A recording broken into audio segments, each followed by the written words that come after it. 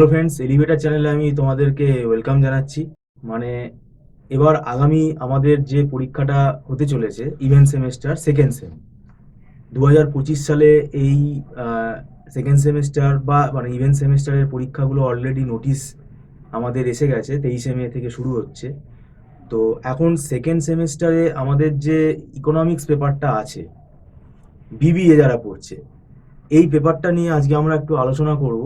তো আমাদের মধ্যে উপস্থিত আছেন মিস্টার সৌভিক দত্ত। নমস্কার। আপনাকে ওয়েলকাম জানাচ্ছি। হুম বিবিএ মানে হচ্ছে গ্র্যাজুয়েশনে তারা এসছে সবে, হুম, অনেকে হুম, হায়ার হুম। সেকেন্ডারিতে ইকোনমিক্স থাকে না। না, অনেকেরই এইবার থাকে না। এই ইকোনমিক্সে কিন্তু বিগত দিনে অনেকে সাপ্লি পেয়েছে। দেখুন, এই যে এটার কারণটা কি? বিবিএ ফার্স্ট সেমেই তো মাইক্রো ইকোনমিক্সে প্রচুর সাপ্লি পেয়েছে। এইচএসে তো অনেকে পড়েনি না, তাদের। দেখুন, বিবিএ ইকোনমিক্সটা বেস টাফ। এটা মোটেই এইচএস লেভেলের না। এইচএসে যদি পাতি কেউ ইকোনমিক্স পড়ে আসে আর এই বিবিএ মানে ইকোনমিক্সের থিওরি মধ্যে, ভাবলেই মুশকিল। হ্যাঁ, মুশকিল। এবং এবারে মাইক্রো ইকোনমিক্সে যে কোশ্চেনগুলো করেছে সেগুলো বেশ চাপের। মানে সেগুলো তো বললাম প্রায় এমবিএ স্ট্যান্ডার্ডের কোশ্চেন, এমবিএর থেকে ওপর স্ট্যান্ডার্ডের কোশ্চেন করেছে, যার জন্য আরও ফেল করেছে। কারণ যে ভালো করে ইকোনমিক্স পড়বে না তার পক্ষে এই কোশ্চেন অ্যান্সার করা সম্ভব না।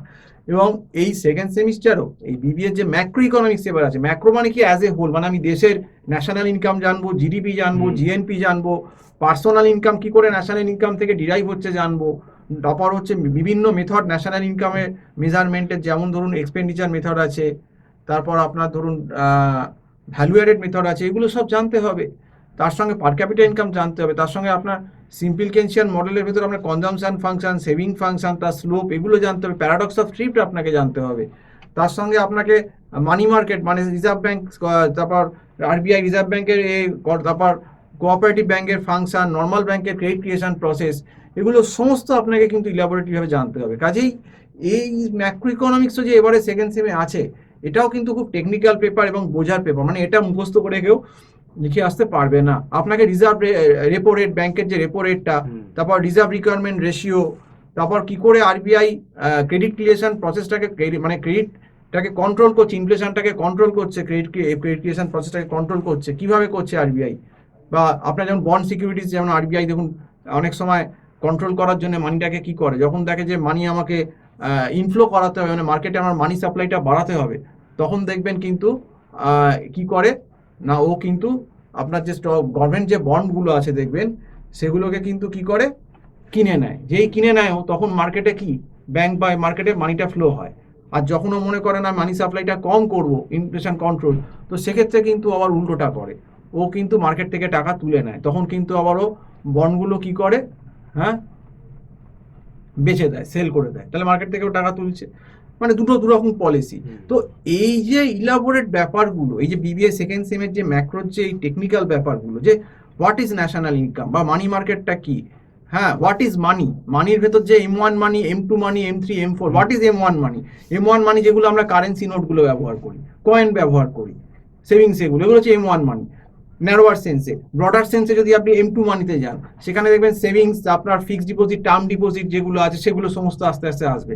তো এইগুলো ইলাবোরেট ভাবে যদি কেউ বোঝাবার লোক না থাকে, কারুর কাছে কেউ না পড়ে, সে তো ম্যাক্রো ইকোনমিক্সে বিবিএ সেকেন্ড সেমে গিয়ে পরীক্ষার খাতায় কোনো গল্প লিখতে পারবে না। মানে একদম পুরো ছবি হয়ে যাবে। যেমন মাইক্রোতে ছবি হয়েছে, ম্যাক্রোতে তার থেকেও খারাপভাবে ছবি হবে। তো এটাই হচ্ছে ঘটনা। যেমন আমাকে কালকে একটি ছেলে বিবিএ সেকেন্ড সেমের ফোন করলো, স্যার আমি ফার্স্ট সেমে সাপ্লি পেয়েছি। ওনা সাপ্লি পেয়েছো?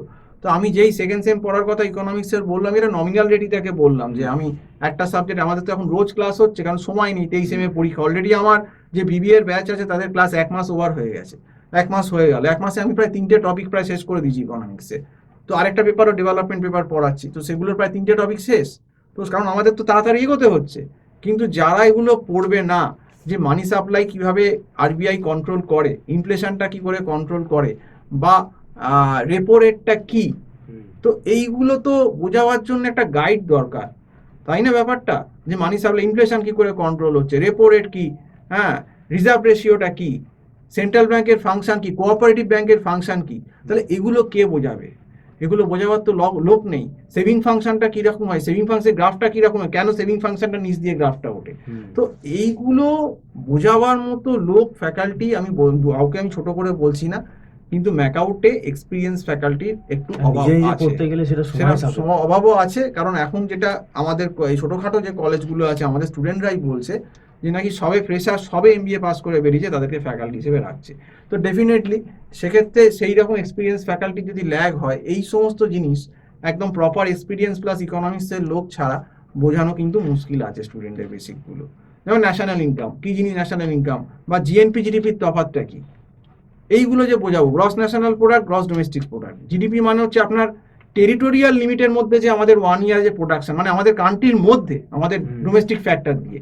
আর জিএনপি মানে দেখুন, জিএনপি মানে কিন্তু কি ব্যাপারটা বলুন, জিএনপি মানে ধরুন আজকে একটা ভারতবর্ষের লোক সে আমেরিকায় গিয়ে বিজনেস করছে বা চাকরি করছে, তার ইনকামটাও আমাদের কান্ট্রির ইন্ডিয়ার জিএনপির মধ্যে আসবে। মানে আমি যদি অ্যাব্রড থেকেও ইনকাম করি সেটাও জিএনপির মধ্যে আসছে, আমি দেশের ভেতর থেকে ইনকাম করি সেটাও জিএনপির মধ্যে আসছে। কিন্তু জিডিপির মধ্যে কিন্তু শুধু সেই ইনকামটাই আসবে যেটা আমাদের কান্ট্রির ভেতর ডোমেস্টিক দিয়ে আমরা করছি, প্রোডাকশন দিয়ে করছি।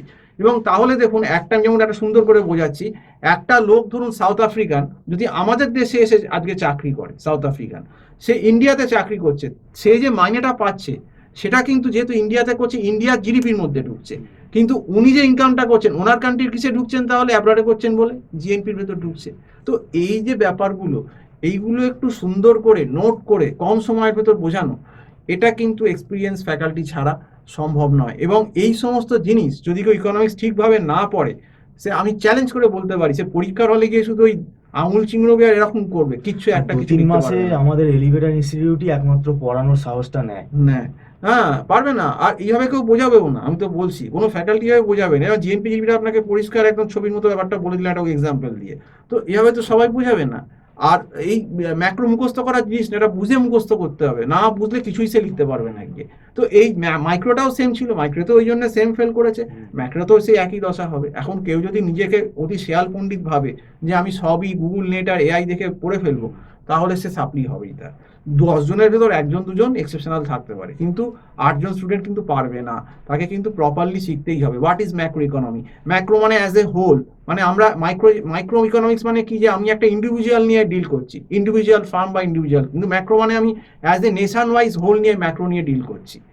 তো এই জিনিসগুলো যে ছোটোখাটো ডিফারেন্সগুলো আছে, বা পার্সোনাল ইনকামের ভেতর কোনগুলো ঢুকবে কোনগুলো ঢুকবে না, হোয়াট ইজ ট্রান্সফার ইনকাম, তো এইগুলো কে শেখাবে?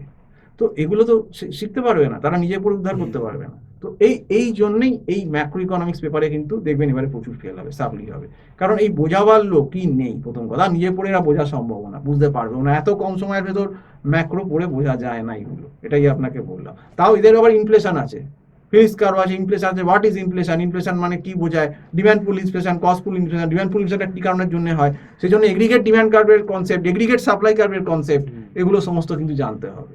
কস্ট, তো সেই ক্ষেত্রে তো না এলে, একটা প্রপার ভালো ফ্যাকাল্টির কাছে না পড়লে নিজের পক্ষে এগুলো করা সম্ভব নয়। তো এই কারণেই এই ম্যাক্রো ইকোনমিক্সে আরও সাপ্লি হবে। মাইক্রোতেও ফার্স্ট সেমিস্টারে বিবিএ রয়েছে, সেকেন্ড সেমিস্টার বিবিএতেও সেকেন্ড, আর এমনিতেও তো এবারে সময় ম্যাক আউট পরীক্ষার এক্সামের খুবই কমিয়ে দিয়েছে। 23শে মে থেকে যদি পরীক্ষা শুরু হলো, মানে আপনি হিসেব করুন কদিন বাকি আছে। আর মার্চ এপ্রিল 2 মাস, ওই 2.5 মাস খুব মেরে গেলে 2 মাস দিন এরকম হবে। তো যাই হোক, সম্পূর্ণ ভিডিওটা দেখার জন্য অসংখ্য ধন্যবাদ। নমস্কার।